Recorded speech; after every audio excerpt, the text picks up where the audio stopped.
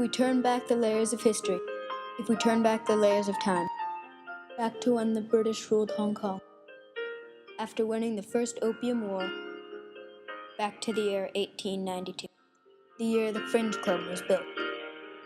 In 1892, the Fringe Club wasn't built for the purpose it is now used for today. It was built to be the dairy farm's depot, or as they call it, an ice house, or a cold storage center. The original dairy farm was in Pok Fu Lam. Popularity soon grew. They introduced butter from Australia and frozen meat, and this ice house was used to store the meat and the other goods that the dairy farm needed. Just like its mother, the ice house grew to accommodate a head office, a provision store, pie making, as well as other products. The Fringe Club today is located at Lower Albert Road, near Hollywood Road in central of Hong Kong. Although it was a logical location, it was also illegal to build on. The Fringe Club has an amazing history, and a very important part of the history includes how it was built. The old dairy farm depot was built to help in the distribution of fresh milk and other dairy products. But the land it was built on is said to have been a fraud and theft. In 1892, Tuesday, May the 3rd, Hong Kong Telegraph published a news article stating that the buying of the land was the meanest fraud ever perpetrated on a colony of helpless slaves to the mental aberrations of a very sick man, along with the reasons why. The land was supposed to be kept as a public space, and yet it was leased to the dairy farm but then auctioned so that anybody looking would not know about the deed that is now signed and finished. Over the years, Dairy Farm grew into the big company that it is today. The company withstood the tests of time, and soon took in more properties, other smaller companies, and moved to bigger and bigger headquarters. The old Dairy Farm depot was abandoned and left empty. Soon it was in its uninhabitable state, no water, no plumbing or electricity whatsoever, as well as vegetation growing on the roof. In December 1983, the Fringe moved into this building and was confronted with this sight.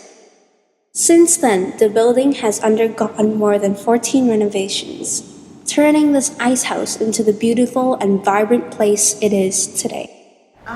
The concept of the Fringe actually originates in Edinburgh, in Scotland. But there are also other artists who want to do something to showcase their work. They actually started the Fringe. Yeah, so what they did was they used any available spaces. It could be a church, it could be a garage, it could be a gallery, or it could be a bar, and then they start doing their things. Can you describe a little bit of the Fringe Club today? Okay, when we first started, the topic heritage preservation was not so much talked about in the society.